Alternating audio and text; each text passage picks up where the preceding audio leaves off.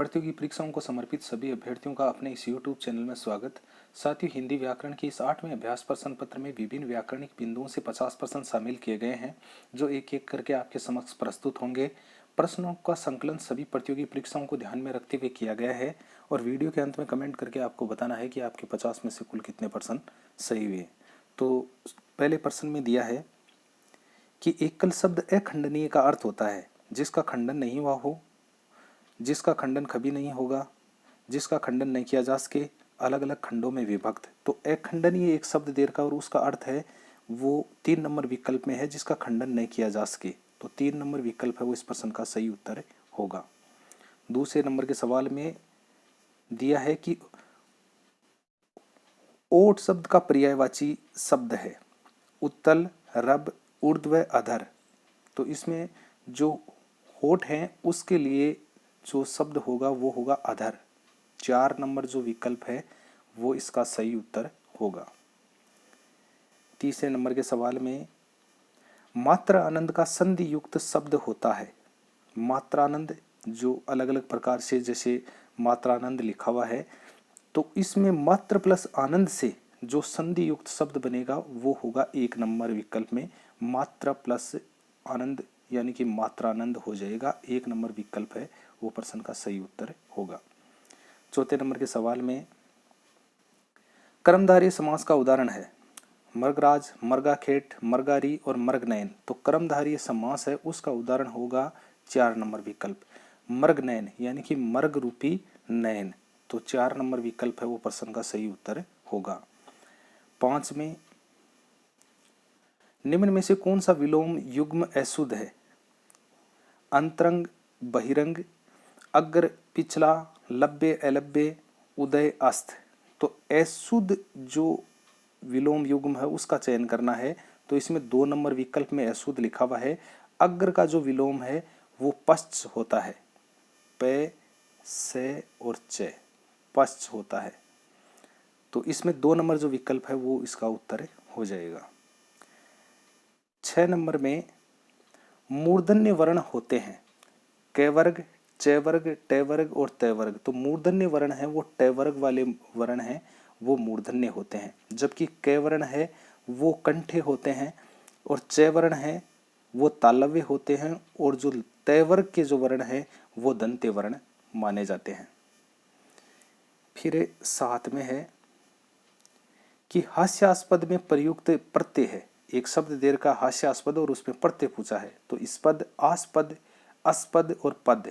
तो इसमें हास्य प्लस आस्पद से ये शब्द बनता है, तो इसमें आस्पद प्रत्यय होगा।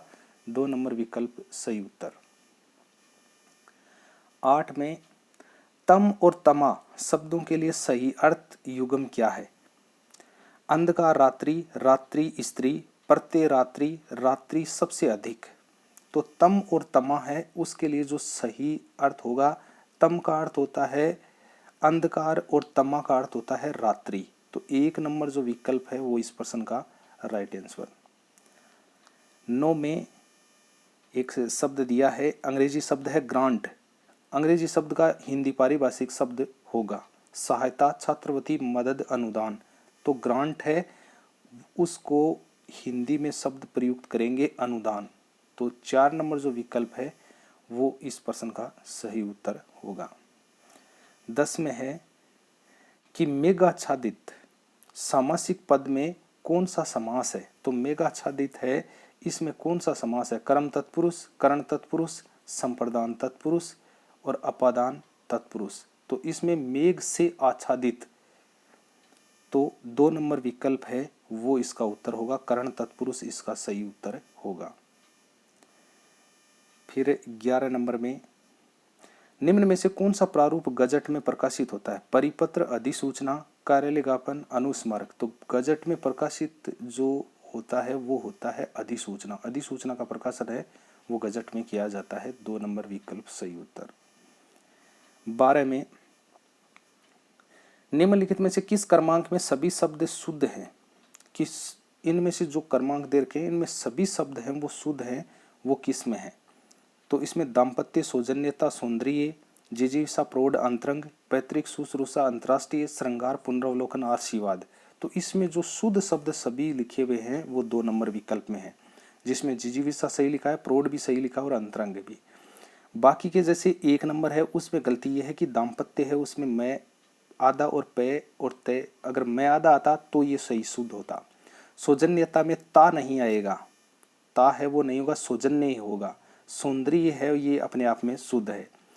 पैतृक में तय के नीचे रह आएगा, पैतृक तब बनेगा ये शुद्ध। शुश्रूषा में पहला स है वो प्रयुक्त होगा और सु छोटा और श्रूषा ये सही होगा, और अंतरराष्ट्रीय शब्द है वो सही है इसमें। श्रृंगार सही लिखा हुआ है, पुनरावलोकन भी सही लिखा हुआ है, लेकिन आशीर्वाद लिखा हुआ है, जबकि आशीर्वाद होता है ये जो स के ऊपर रह लगाया हुआ है ये वाक्य ऊपर रह आएगा और आशीर्वाद तब ये सही होता। तो साथियों इसमें देखना कई प्रकार के शब्द हैं वो लिखे हुए हैं जो आपकी प्रतियोगी परीक्षाओं के लिए सहायक साबित होंगे। तो इसमें कम से कम यहाँ पर 12 शब्द लिखे हुए हैं अलग अलग टाइप के, तो उनको आपको जरूर देखना है। फिर 13 में ये प्रत्यय से निर्मित शब्द नहीं है, दाम्पत्य, धैर्य, दर्शनाय और तारुण्य। तो इसमें ये प्रत्यय से निर्मित जो शब्द नहीं है वो उस बताना है। तो इसमें दाम्पत्य शब्द है वो तो दंपति प्लस ये से बना है, इसमें तो है, और धैर्य में भी धीर प्लस ये इसमें भी है, और तारुणाय है इसमें भी तरुण प्लस ये है इसमें भी प्रयुक्त हुआ है, लेकिन दर्शनाय में आय प्रत्यय हुए दर्शन प्लस आय बनेगा। तो इसमें 3 नंबर जो विकल्प है वो प्रश्न का सही उत्तर होगा। 14 में प्रागैतिहासिक शब्द निम्न में से किस वाक्यांश के लिए प्रयुक्त हुआ है? अति प्राचीन इतिहास, लिपिबद्ध इतिहास, ज्ञात इतिहास से पूर्व का समय और जिस इतिहास के प्रमाण हो। तो प्रागैतिहासिक शब्द है वो अगर उसका प्रयोग करते हैं, ज्ञात इतिहास से पूर्व का समय है उसके लिए प्रागैतिहासिक शब्द का प्रयोग है वो करते हैं। 3 नंबर विकल्प सही उत्तर। 15 में दिया है कि नीर और नीड़ शब्द युगम का अर्थ है, कि 2 शब्द दे रखे हैं नीर और नीड़, उनका युगम अर्थ है वो हमारे को बताना है। पानी घर, जल घोंसला, बादल वृक्ष, नदी भवन। तो नीर है उसका अर्थ होता है जल, और जो नीड़ है उसका अर्थ होता है घोंसला। तो इसमें 2 नंबर जो विकल्प है वो इस प्रश्न का सही उत्तर होगा। 16 में न नोमन तेल होगा न राधा नाचेगी कहावत का अर्थ है खुद की गलती का अन्य पर दोषारोपण करना, किसी कार्य को करने के लिए अव्यवहारिक शर्त लगाना, अच्छे व्यवहार का प्रदर्शन किंतु धोखा देने की नीयत और दुविधा में पड़ जाना। तो न नोमन तेल होगा न राधा नाचेगी इस कहावत के लिए होगा किसी कार्य करने के लिए अव्यवहारिक शर्त लगाना। 2 नंबर विकल्प प्रश्न का सही उत्तर होगा। 17 में खून सफेद हो जाना मुहावरे का अर्थ है। खून सफेद हो जाना इस मुहावरे का अर्थ पूछा है। हमेशा अस्वस्थ रहना, दया भाव न रहना, डरा सहमा रहना, रूप परिवर्तन हो जाना। तो दया भाव न रहना खून सफेद हो जाना के लिए प्रयुक्त करते हैं। तो 2 नंबर विकल्प है वो प्रश्न का सही उत्तर होगा। साथियों अगर आप चैनल पर पहली बार नए हैं तो चैनल को सब्सक्राइब अवश्य करें, ताकि आने वाले जितने भी जो स्तरीय प्रश्नों के वीडियो हैं वो आपको उनके नोटिफिकेशन आपको सर्वप्रथम प्राप्त हो सकें। और इसे अपने इस चैनल पर अनेक प्रकार के अन्य सब्जेक्टों के वीडियो भी अपलोड किए हुए हैं हिंदी के अलावा भी, तो आप उन वीडियो को अवलोकन जरूर करें ताकि वो आपकी प्रतियोगी परीक्षाओं के लिए सहायक साबित हों। 18 में धनु प्लस टंकार का संधि युक्त शब्द होगा। तो ये एक संधि विच्छेद करके एक जो शब्द है उसका जो संधि के युक्त शब्द है वो क्या बनेगा वो हमारे को बताना है। तो धनु प्लस टंकार इसमें विसर्ग संधि का प्रयोग हुआ है। तो ये जो शब्द बनेगा जो 4 नंबर विकल्प है धनुष टंकार है, ये शब्द इस शब्द का अर्थ है वो बन जाएगा। 19 में दुखिया में प्रत्यय है या इया खिया उक्त सभी। तो दुखिया है उसमें जो प्रत्यय है वो इया, दुख प्लस इया से ये शब्द बना है, दुखिया जो शब्द हो गया है। तो इसमें इया प्रत्यय का प्रयोग हुआ है। 2 नंबर विकल्प प्रश्न का सही उत्तर। आगे के सवाल में 20 में निम्न में से अंतर्धान का पर्यायवाची शब्द की दृष्टि से बेमेल है। अंतर्धान शब्द है वो उसका इन चारों विकल्पों में दो जो दिए गए शब्द हैं उनमें से किस में नहीं है उसका हमारे को चयन करना है। तिरोभूत, लुप्त, अनदेखा, अदृश्य। तो तिरोभूत का अर्थ भी गायब होना है, लुप्त तो गायब है ही, और अदृश्य है वो भी गायब होना ही है, अंतर्धान है। तो इसमें अनदेखा है ये इसमें सही नहीं बैठ रहा है। 3 नंबर जो विकल्प है वो प्रश्न का सही उत्तर होगा। फिर 21 में सड़कों को चौड़ी करना जरूरी है, उक्त वाक्य में अशुद्धि है। विशेषण संबंधी, वचन संबंधी, क्रिया संबंधी और लिंग संबंधी। तो सड़कों को चौड़ी करना, यहाँ पर सड़कों को चौड़ी नहीं चौड़ा करना होगा, करना जरूरी है। तो यहाँ पर ये लिंग संबंधी अशुद्धि है इसमें। तो 4 नंबर विकल्प है वो इस प्रश्न का सही उत्तर होगा। 22 में तत्सम और तद्भव का असंगत युग्म है। किरण किरण, कार्य काज, कल्लोल कलोल और कलेश क्लेश। तो इसमें कार्य काज ये सही लिखा हुआ है, कलोल और कलोल ये भी सही लिखा हुआ है और क्लेश क्लेश ये भी सही लिखा हुआ है। लेकिन 1 नंबर जो विकल्प है उसमें उल्टा फिल्टा लिखा हुआ है। जो किरण है ये तत्सम है, ये तो पहले होना चाहिए था, और ये जो किरण है ये उधर बाद में होना चाहिए था। तो इसमें जो 1 नंबर जो विकल्प है वो इस प्रश्न का सही उत्तर होगा कि किरण है, जो अण है वो पहले आएगा, वो तो तत्सम होगा, और जो न है वो तद्भव रूप है इसका। तो इसलिए ये असंगत है, इसमें 1 नंबर विकल्प इसका उत्तर। फिर 23 में रंगमंच का समास विग्रह होगा। रंग और मंच, रंग मंच पर रंग, रंग के लिए मंच और रंग का मंच। तो रंगमंच है उसका सामासिक विग्रह है होगा रंग के लिए मंच, यानी कि संप्रदान कारक तत्पुरुष समास है वो इसमें है। तो 3 नंबर विकल्प है वो इसका उत्तर होगा। फिर है निम्न में से शुद्ध वाक्य है। मैंने यह कब बोला, मुझे पुस्तक चाहिए, कृपया आप सब जाओ, अपन ठीक रास्ते पर हैं। तो इसमें शुद्ध वाक्य है वो बताना है। तो इसमें शुद्ध वाक्य 2 नंबर विकल्प में है कि मुझे पुस्तक चाहिए। मैंने यह कब बोला, बोला की जगह है कहा आएगा। मैंने यह कब कहा, तब ये शुद्ध होता।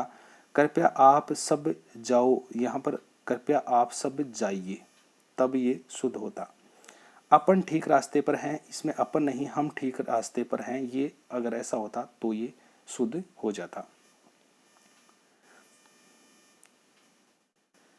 सक्रमक वाक्य का उदाहरण है। पुजारी कुत्ते से डरता है, घोड़ा बहुत तेज दौड़ता है, पाठ पढ़ो, रावण ठाके लगाकर हंसता था।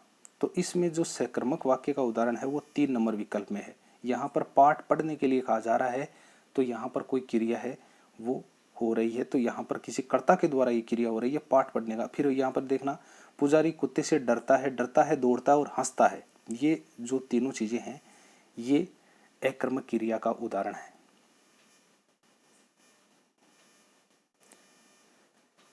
26 में निम्न शब्द युगम का उनके अर्थ युगम से असंगत है। आदि व्याधि, मानसिक कष्ट, शारीरिक कष्ट, अभिज्ञ और अविज्ञ उनका अर्थ दे रखा है जानकार मूर्ख, अनल अनिल हवा और आग दे रखा है।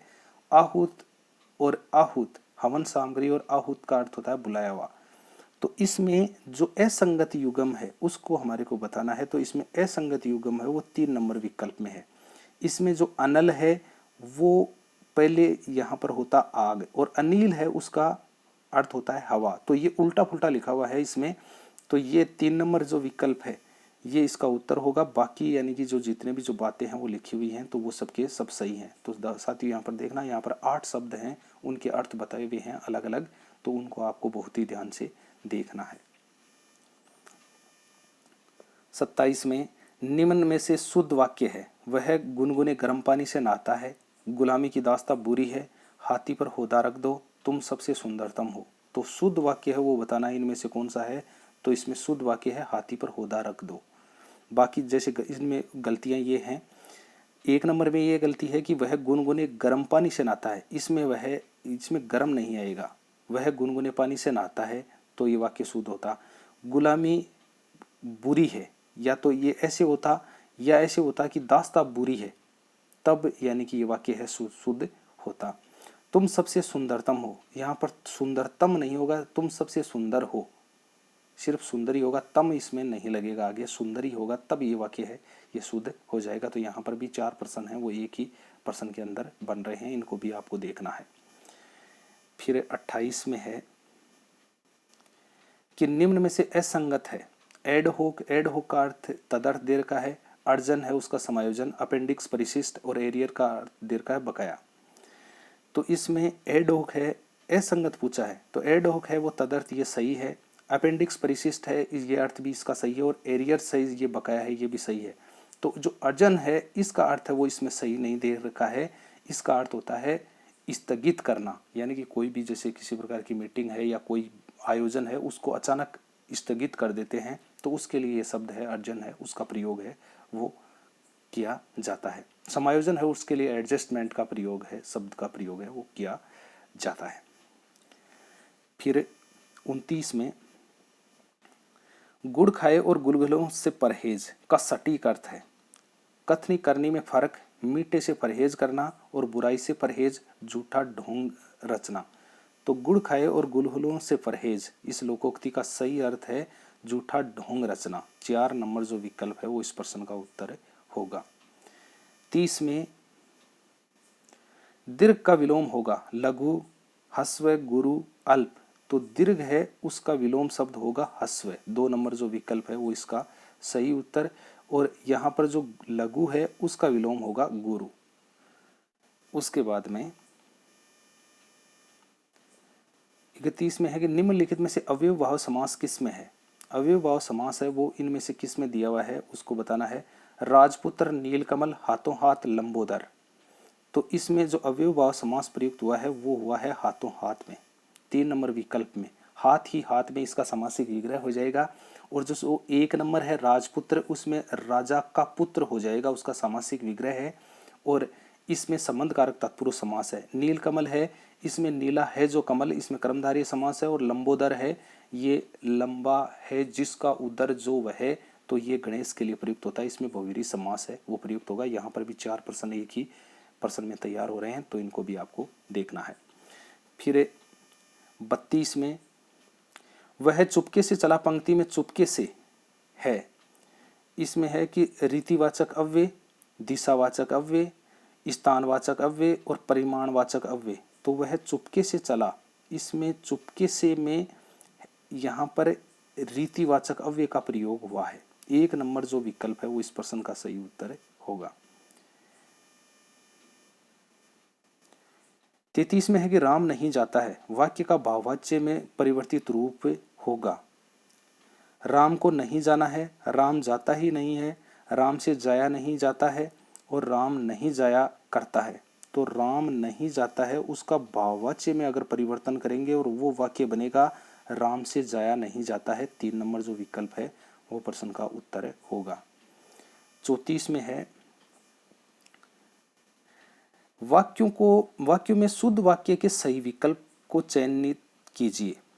कई दिनों से उसका दर्शन नहीं हुआ, कई दिनों से उनका दर्शन हुआ नहीं, कई दिनों से उनके दर्शन नहीं हुए और कई दिनों से दर्शन उनके नहीं हुए। तो इसमें जो शुद्ध होगा वो हमारे को बताना, तो वो 3 नंबर विकल्प में है, कई दिनों से उनके दर्शन नहीं हुए, तो ये इसमें शुद्ध बनेगा। 35 में लघु का प्रयोग कहाँ किया जाता है। बड़े अंश का संक्षिप्त रूप लिखने में, त्रुटि सुधार के लिए, अभिवादन के लिए और उद्धरण के लिए। तो जो लाघव चिन्ह है जिसको संक्षेपण चिन्ह भी कहते हैं, इस चिन्ह को यानी कि लाघव चिन्ह उसको संक्षेपण चिन्ह के रूप में भी पुकारा जाता है। और इस चिन्ह का प्रयोग करते हैं बड़े अंश का संक्षिप्त रूप लिखने में। 1 नंबर जो विकल्प है वो इस प्रश्न का सही उत्तर होगा। 36 में है कि जिन शब्दों में लिंग, वचन, कारक आदि के कारण कोई परिवर्तन नहीं होता है उसे कहते हैं कि लिंग, वचन और कारक आदि के कारण अगर कोई परिवर्तन नहीं हो तो उसको हम कहेंगे अव्यय। 4 नंबर जो विकल्प है वो इस प्रश्न का सही उत्तर होगा। चौधरी शब्द का स्त्रीलिंग रूप होगा। तो जो चौधरी शब्द है उसका स्त्रीलिंग अगर बनाना हो तो इनमें से क्या होगा। चौधराइन, चौधरीन और चौधरानी और चौधराइन। तो इसमें जो 1 नंबर जो विकल्प है चौधराइन है वो इसमें सही स्त्रीलिंग होगा। चौधरी शब्द जो पुल्लिंग है उसका स्त्रीलिंग चौधराइन हो जाएगा। 38 में है कि ज्वालामुखी शब्द में कौन सा समास होगा। तत्पुरुष समास, बहुव्रीहि समास, अव्ययभाव समास और कर्मधारय समास। तो ज्वालामुखी है उसमें जो 4 नंबर विकल्प है वो इसका उत्तर होगा। कर्मधारय समास की ज्वाला रूपी मुख, इसका सामासिक विग्रह हो जाएगा और इसमें कर्मधारय समास है वो प्रयुक्त हुआ है। फिर 39 में प्रभुता पाही का ही मद नाही, लोकोक्ति का सही अर्थ है कि प्रभुता पाही का ही मद नाही, घमंडी हो जाना, उच्च स्वप्न देखना, उच्च पद प्राप्त करके किसी घमंड नहीं होता और मन की इच्छा पूरी करना। तो इसमें इसका अर्थ होगा उच्च पद प्राप्त करके किसी घमंड नहीं होता। ये 3 नंबर विकल्प इसका उत्तर होगा। 40 में किस क्रम में उचित मेल नहीं है, कुछ अंग्रेजी के शब्द दे रखे हैं और उनके अर्थ आगे दे रखे हैं, तो किस क्रमांक में जो सही शब्दों का अर्थ है वो नहीं दे रखा है। सरप्लस अधिशेष, वैलिड विधिमान्य, अनपेड देय और रिमूवल निष्कासन।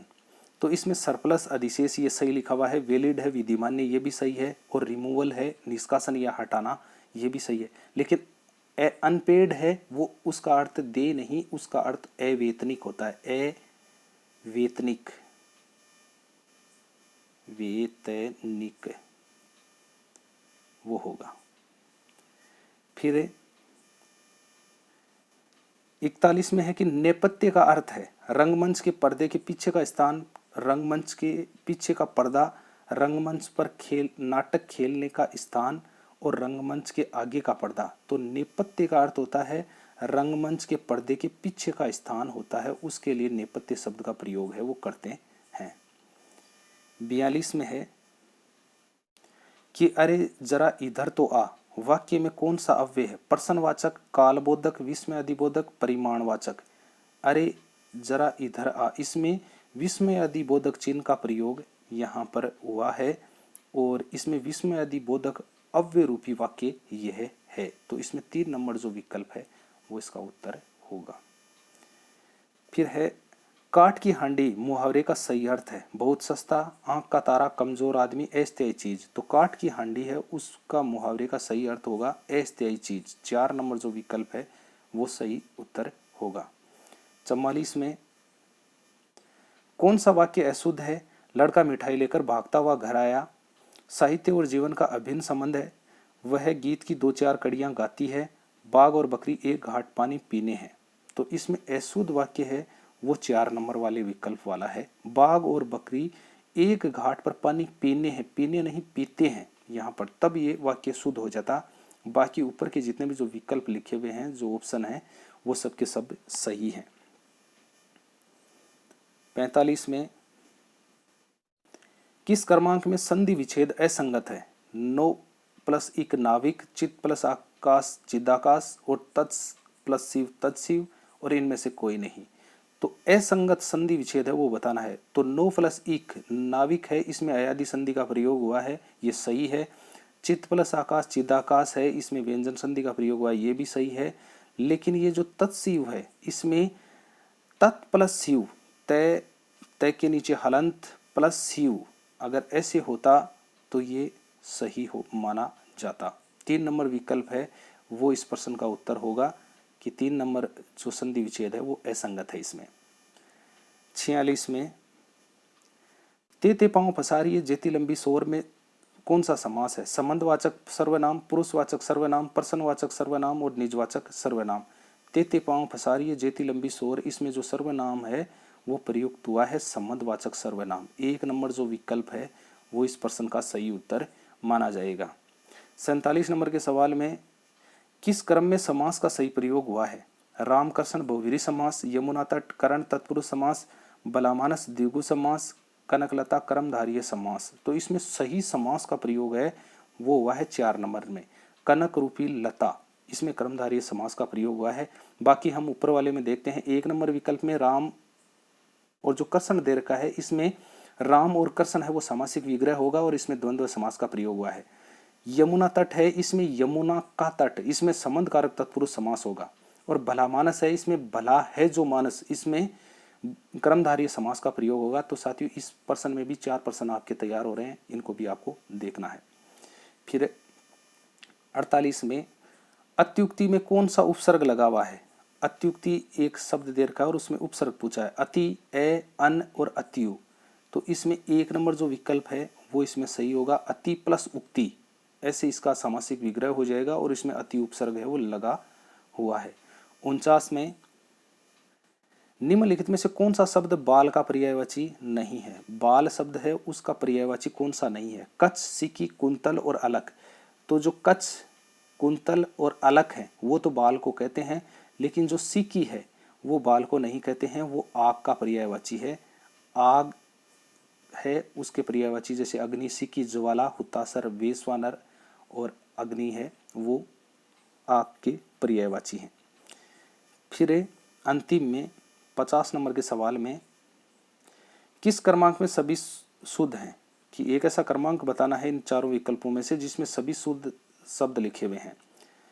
आशीर्वाद, अनुकूल, निरीक्षण, कृपालु, एक के साप्ताहिक, आजीविका और आशीर्वाद। तो इसमें जो 4 नंबर विकल्प है इसमें एकदम से शुद्ध शब्द लिखे हुए हैं। आजीविका भी सही है और आशीर्वाद भी सही लिखा हुआ है। निरीक्षण, जो आशीर्वाद यहाँ पर लिखा हुआ वो 4 नंबर, 1 नंबर ऑप्शन में जो आशीर्वाद लिखा हुआ वो 4 नंबर ऑप्शन में एकदम सटीक लिखा हुआ है।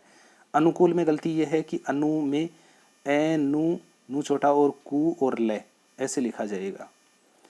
फिर जो निरीक्षण है उसमें नी, री बड़ी और से और अण निरीक्षण, तब ये सही होता। और इसके बाद में जैसे कृपालु है, उस कृपालु में जो लू लिखा है वो लू छोटा आएगा, तब ये शुद्ध होता। एक के है वो एक के ऐसे लिखा जाता है, एक के ये, तब ये शुद्ध होता। इसके अलावा जैसे साप्ताहिक है, ये साप्ताहिक इसमें सही लिखा हुआ है और बाकी यानी कि 4 नंबर विकल्प में सभी शुद्ध शब्द हैं। तो ये 4 नंबर ऑप्शन है, ये इस प्रश्न का सही उत्तर होगा। तो साथियों इस तरह से ये आपके 50% पूर्ण हो चुके हैं।